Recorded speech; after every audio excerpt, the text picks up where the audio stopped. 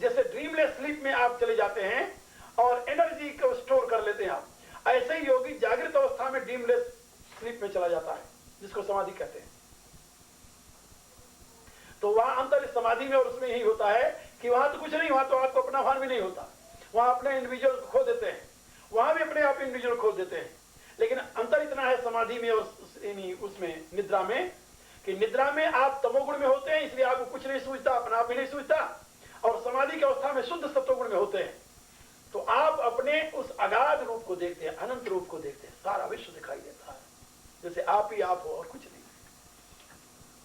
दिखता है यह विश्व सभी, मुझ में है सजाया समाया हुआ, मिटी कल्पना सत्य असत्यमयी, जो सदा से रहा भ्रम छाया हुआ, रहा मेरे सिवा कुछ और नहीं, जग जीव का भेद बनाया हुआ, स्वयं खेलता खेल खिलाड़ी बना, खुद खेल का कारण माया हुआ, कहता अल्पज्ञ अणु किसको, विभु व्यापक विश्व का ज्ञाता हूं मैं, लय पालन सृष्टि स्वयं करता, बनता शिव विष्णु विधाता हूं मैं, जड़ चेतन रूप अनूप सभी, निज कौतुक है तू रचाता हूं मैं, अरे बावरे विश्व की आत्मा हूं, नहीं आता कभी नहीं जाता हूं मैं, विश्वात्मा विश्व में व्यापक हूं, यह विश्व रचाया हमारा सभी, हूं प्रकाशक सारे प्रकाशकों का, रवि चंद्रमा अग्नि सितारा सभी, कहते मुझे जीव हूं ब्रह्मामी, बनी माया बितान पसारा सभी, अरे बावरे खेल में भूला रहा, अब ज्ञान कृषान में जा रहा सभी। ये अनुभूति होती है, ये जो मैं बता रहा हूं ये अनुभूति, ये उस समय की अनुभूति है। 1949 when I was in Chintapurni, I realized this fact at this stage, and I wrote this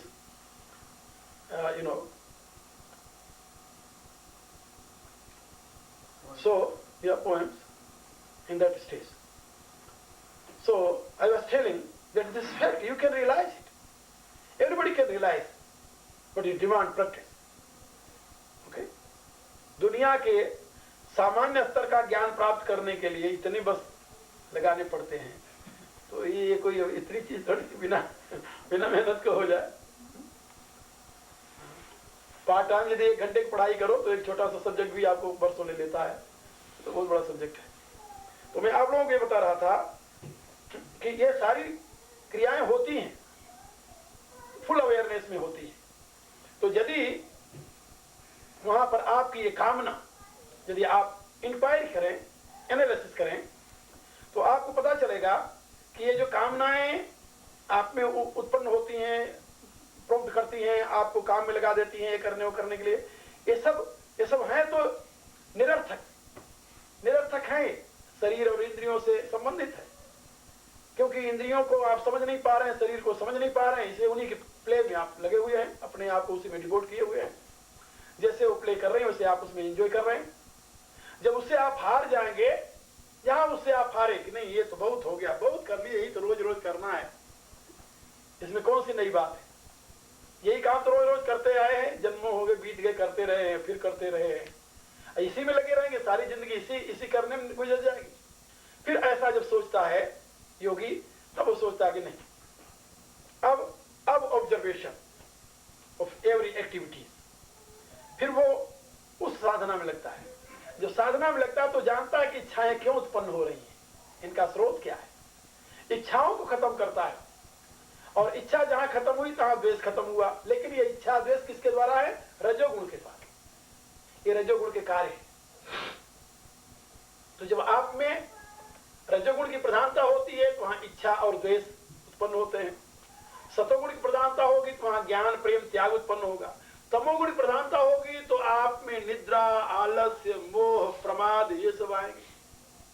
बैठे हुए हैं, स्लमरिंग हो रही है, झूल रहे हैं, क्या करें, नींद आ रही है, नहीं समझ में नहीं आ रहा, बुद्धि जड़ है, क्या करें। तो उसी में लगे हुए हैं। उसे पूछे भाई क्या बात है, कुछ नहीं।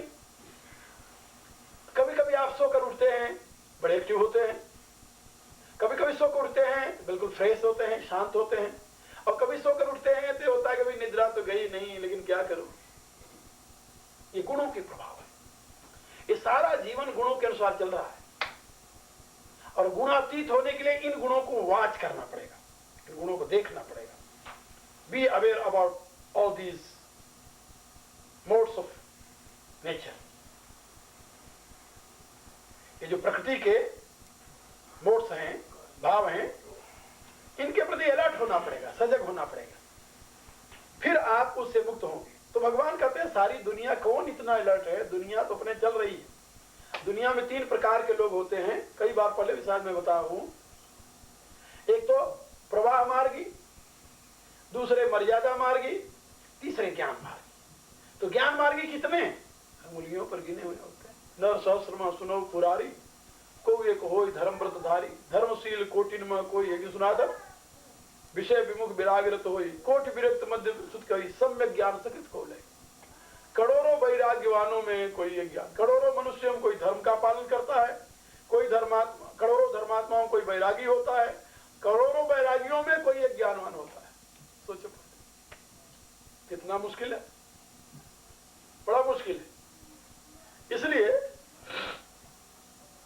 आम तो लोग प्रवाह मार्गी, प्रवाह मार्गी का लक्षण क्या है? गंगा गए गंगादास, यमुना गए यमुनादास, घर में आए तो लोटादास हो गए।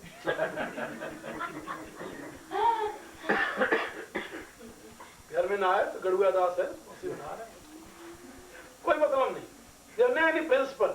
There are no solid base in their life. Their life is flowing, is water, weightless water. They have no proper direction. Why they are doing, where they are doing, what they are doing, they are not aware about all these things.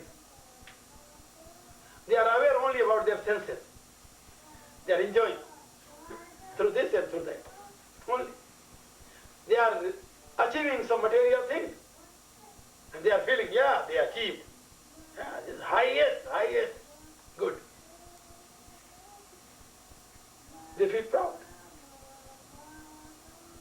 And in the world, and you will see, if any person achieve a little thing, little what is thing, then people always try to greet him. Greet him, yeah, always try to greet him. Oh, congratulations and best wishes and greeting for you. Senseless thing. Is any sense? No. आज आपके यहाँ भैंस आई है, बधाई हो आपको। बधाई दे रहे हैं, किस लिए भैंस लिया? अरे भैंस लिया तो क्या बधाई दे रही हुई है? नहीं, they are thinking that they got something. They are not aware that they are losing everything in every moment. Okay, they are losing everything in every moment, but they are happy.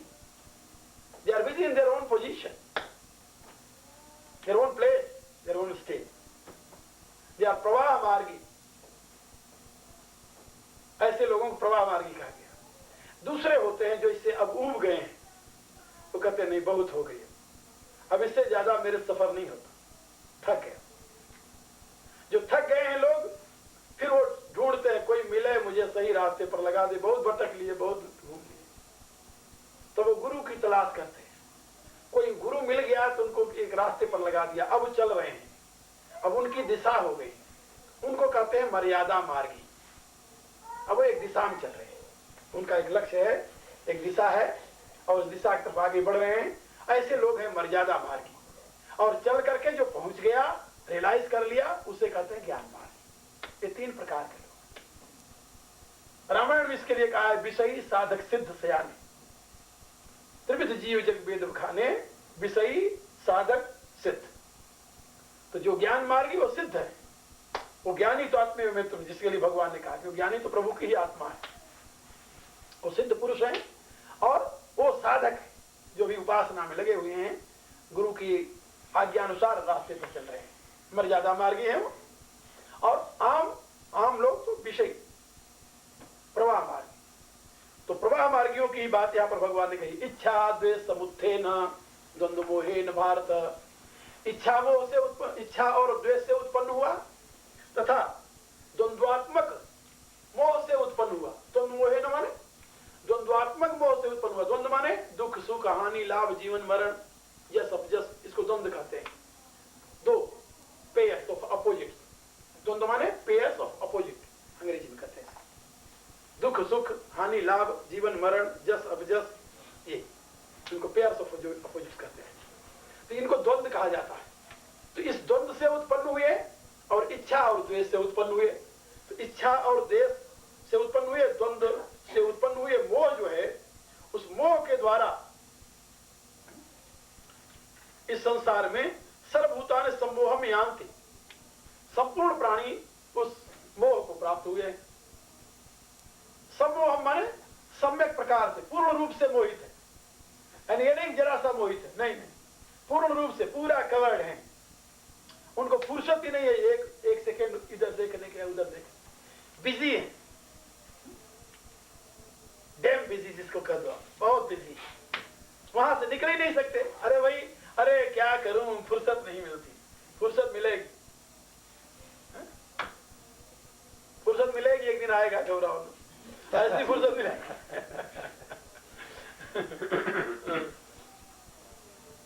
तो एक शायर ने कहा है कि कल तक तो सुनते थे कि खाट से उठा जाता नहीं। कल तो समाचार मिला था कि बड़े बीमार हैं, चारपाई से उठ नहीं सकते। कल तक तो सुनते थे खाट से उठा जाता नहीं, अब दुनिया से उठकर चल दिए, ताकत कहां से आ गई। वो कहता पता नहीं कहां से इतनी ताकत आ गई, दुनिया से चल गए। जिसको खाट से नहीं उठा जाता था वो दुनिया से उठ गया, पता नहीं कहां ताकत आ गई। तो कहता कोई नहीं, फुर्सत मिलेगी, ऐसी फुर्सत मिलेगी कि फिर दुनिया वाले यही नहीं कहेंगे तुमको और कुछ करो। लेकिन वैसे नहीं। तो भगवान कह रहे हैं कि इसमें किसी का कसूर नहीं है, किसी का दोष नहीं। मनुष्य यदि भगवान की महिमा को नहीं जान पा रहा है, भगवान को नहीं समझ पा रहा है, तो उसका क्या अपराध है, उसका क्या दोष है। वो तो राग और द्वेष से, द्वंद्व से उत्पन्न हुए मोह के द्वारा इस संसार में मोहित है, इसलिए नहीं समझ पा रहा है। फिर कसूर किसका है? उसका यदि दोष नहीं, दोष किसका है? दोष तो किसी का नहीं है। फिर क्या, फिर कुछ नहीं। ईश्वर का दोष हो नहीं सकता, ईश्वर से कुछ लेना देना नहीं है तुमसे। ईश्वर कोई मोनार्क तो है नहीं जो कि तुम्हारे मेहनत का कोई फल खाता हो। तुम जो कमाते हो तुम ही खाते हो ना, ईश्वर तो नहीं लेता कुछ, उसको क्या लेना देना। भगवान को तुमसे क्या स्वार्थ हो सकता है? तो भगवान को तुमसे कोई स्वार्थ नहीं है, इसलिए इसमें भगवान कारण नहीं हो सकता। फिर कारण कौन है? कारण तुम्हारे कर्म है। फिर दोष किसका है? दोष तो तुम्हारा ही है, किसी दूसरे का दोष नहीं है। दोष तुम्हारा अपना है। और मनुष्य शरीर पाकर तुलसीदास जी ने कहा है, जो न तरई भव सागर नर समाज अस्पाई, सो कृत निंदक मंद मत आत्मा हन गति जाए। मनुष्य शरीर को पाकर के भी जो संसार सागर से पार होने के लिए, संसार सागर से पार होना माने इच्छा द्वेष द्वंद्व मोह आदि से पार होना, यही संसार है। सर्गे माने संसार, सर्गे यान्ति परंतु, संसार को लोग प्राप्त हुए हैं। तो ये जो संसार को प्राप्त हुए लोग हैं, संसार में डूब रहे हैं लोग, इच्छा द्वेष द्वंद्व से उत्पन्न हुए मोह के नाते, इससे मोह रूपी सरिता से पार होने के लिए, मोह रूपी समुद्र से पार होने के लिए ये मनुष्य शरीर ही साधन है। और कब भजन करोगे? मनुष्य शरीर के सिवा और किसी योनि में तुम्हें जीव तो मिलने वाली नहीं। ये जीव नहीं मिलेगी, बड़ी मोटी जीव मिलेगी। बैल की जीव कितनी मोटी होती है? बड़ी मोटी जीव मिलेगी, लेकिन उससे तुम राम नहीं कह सकते। उस जीव से तुम राम नहीं कह सकते। वो जीव और सारा काम कर लेगी, जो जीव काम कर रही ना, सारा काम वो जीव कर लेगी। टेस्ट ले लेगी, प्यार कर लेगी, चूम लेगी दूसरे को, चाट लेगी बच्चे को, सारा काम कर लेगी, जो तुम करना चाहते हो सब करेगी, लेकिन राम नहीं कर सकते। वो राम तो तुम इसी से कर सकते। यही जीव है, मनुष्य की जीव है जो प्रभु का नाम ले सकती है। और इससे लंबी लंबी जीवें मिलेंगी, एक एक हाथ, डेढ़ डेढ़ हाथ की जीवें मिलेंगी। ऊंट की जीव कितनी लंबी होती है, देखा कभी? देखी कभी ऊंट की जीव? ना, नहीं देखी। हाँ, ऊंट की जीभ सबसे लंबी होती है, इतनी लंबी निकालता हो ऐसे से करता है। लेकिन वो राम नहीं करता, ऐसे करता। वो बुद्ध बुद्ध कर सकता है, राम नहीं कर सकता। That tongue can't repeat, can't recite holy name of Godhead. Animal has very, very long tongue, very thick tongue, very strong tongue, but they can't chant holy name of Godhead. Only human being can recite name of Godhead, can chant name of Godhead, my dear, not animal, not other. There's great opportunity in your life. If you will use all faculties properly, then we will be able to achieve that highest good. So if we are misusing all our belonging, this is our own mistake. We are responsible for our present life. And we are responsible for our future also. We are responsible for our past. Because past, present and future all are result of our own action. Okay? We are responsible about all. We can't blame any other power. We can't blame God. We can't blame others. We can blame ourselves. We are responsible. We are busy in our sensual enjoyment. We enjoy through our senses, an object of senses. We never try to be aware about our real self. Due to this, we are responsible. We are cause of greed. We are cause of jealousy. We are cause of all kinds of wrong notions. We are cause ourselves. You don't think that God is putting you in wrong path, in the wrong way. No. He is merciful. He gave you human body.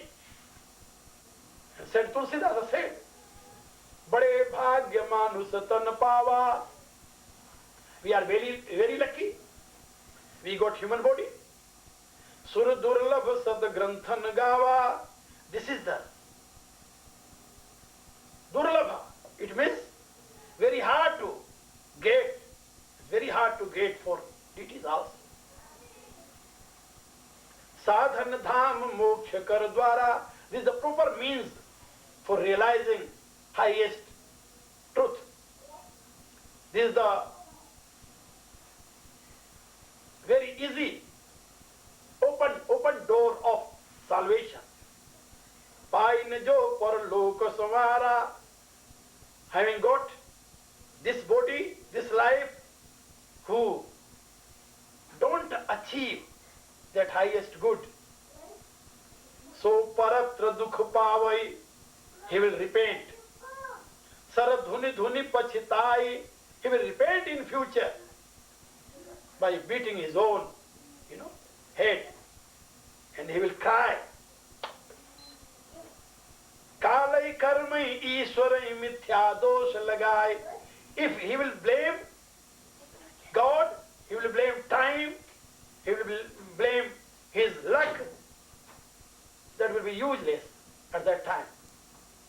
So, we all are responsible for our present, for our past, for our future. We must try to be aware about this fact and try to be aware about all belonging, all means, and try to use all properly for elevation or sublimation our own self. This is a great opportunity, great opportunity. We must use it. Ichha dvesa muthena dvandva mohena bharata sarvabhutani sammoham. ये इच्छा द्वेष और द्वंद्व ये प्रभु ने नहीं बनाया ना. It is not created by Godhead. Desire is not created by Godhead, and jealousy is not created by Godhead, because in absolute there is no desire, there is no jealous. Okay? This is our own creation. Attachment was not created by Godhead, it is our own creation. Okay? Universe is projection of Godhead. You can say in other words, creation of Godhead. But inversion is not cause. Inverse is not cause of your misery. Must be aware about it. Universe is not cause of your misery. This earth is not cause of your misery. Maybe a little house that creates many kinds of trouble in your mind. There may be a piece of land can create many kinds of trouble in your mind. But not whole world, not whole universe. So you must be aware about this fact. This is our own responsibility to lead our life awarefully on the proper track. The own responsibility. Ichhadve samuthena द्वंद्व मोहेन भारत सर्वभूतानि समूह सर्गे यान्ति परन्तप. एषाम तु अंतगतम पापम जनानां पुण्यकर्मणा. Arjun asked, "Oh my Lord, how one can be free from all these troubles? How one can be free from all these troubles?" And Lord said, "Tesam tvantagatam papam jananam punyakर्मणा." Punyakर्मणा जनानां पुण्यकर्मणां येषां जनानां पापम अंतगतम. जिन लोगों ने पुण्य कर्म के द्वारा अपने सारे पापों को खत्म कर दिया है. पाप नाश हो सकते हैं, कोई संदेह नहीं. प्रभु कहते हैं कि तुम अपने पाप को cause of miseries, cause of sorrow, you can remove, you can finish, you can annihilate by your virtue. You can annihilate your sin by your virtue. Okay? Those who annihilate their sins by their virtue, they become free from all kinds of pair of opposites. And then they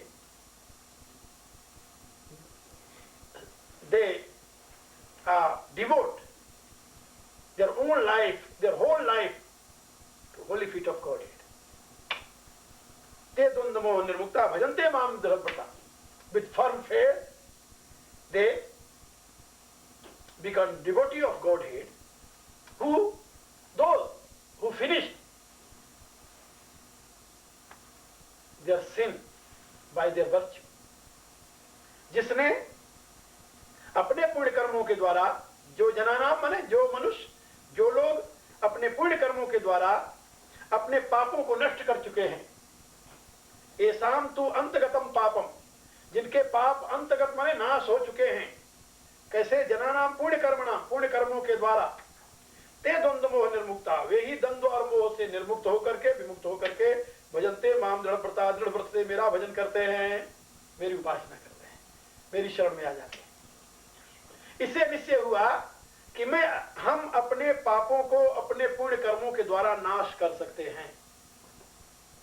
एक बात और याद रखो, हमारे यहाँ दर्शन शास्त्र में कई विचारधाराएं हैं. कुछ लोगों की ये मान्यता है कि पाप कर्म का बुरा फल मिलेगा, पुण्य कर्म का अच्छा फल मिलेगा. कोई पाप कर्म कोई पुण्य कर्म से नाश नहीं किया जा सकता. लेकिन भगवान कहते नहीं, ऐसा नहीं. भगवान ऐसे नहीं मानते. अथॉरिटी कौन है? भगवान है. अथॉरिटी तो प्रभु है. Whatever he is saying, that is correct.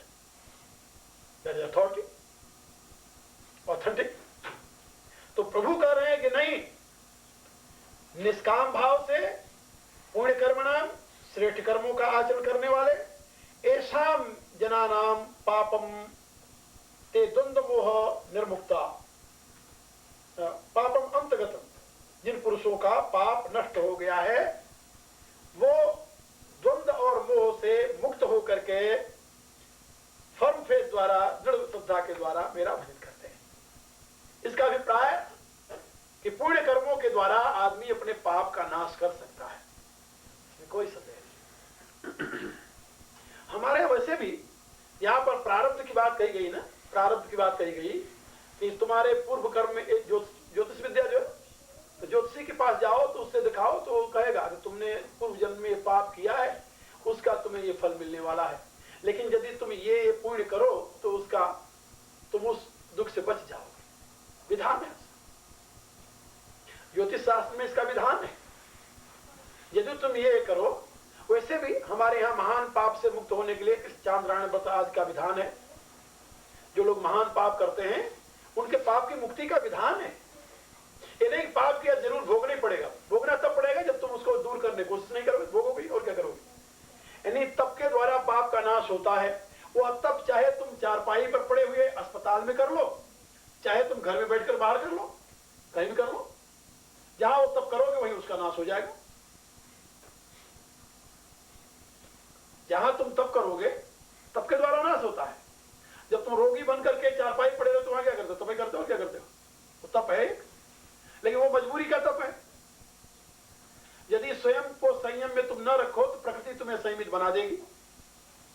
तो प्रकृति के द्वारा जब तुम संयमित बनोगे तो तुम्हारे लिए तो अशोभनीय होगा, तुम्हें पीड़ा पहुंचाएगी, तुम दुखी होगे।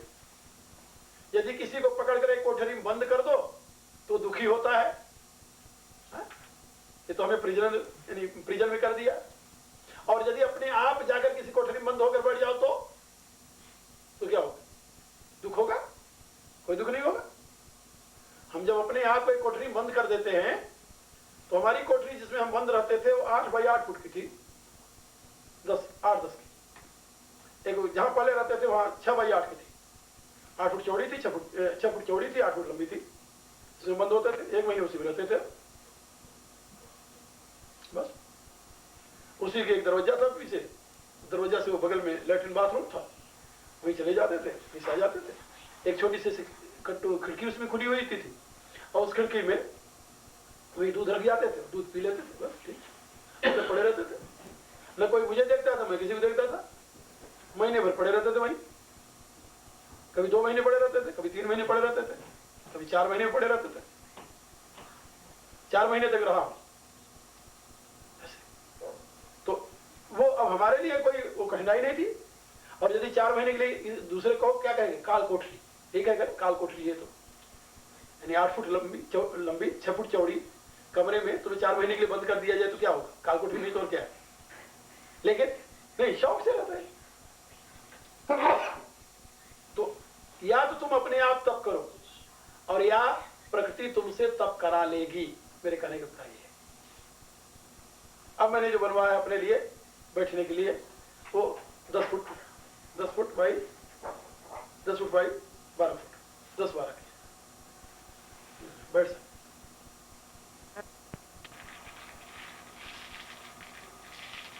दो श्लोकों का अर्थ समझाया गया था, 27 और 28 का।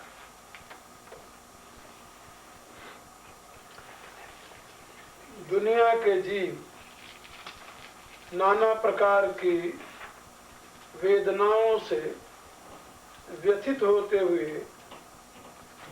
पीड़ित होते हुए, दुखित होते हुए भी प्रभु की शरण में क्यों नहीं जाते। इसके उत्तर में प्रभु ने बताया, इच्छा और द्वेष से उत्पन्न हुए द्वंद्वात्मक मोह से सम्मोहित होकर के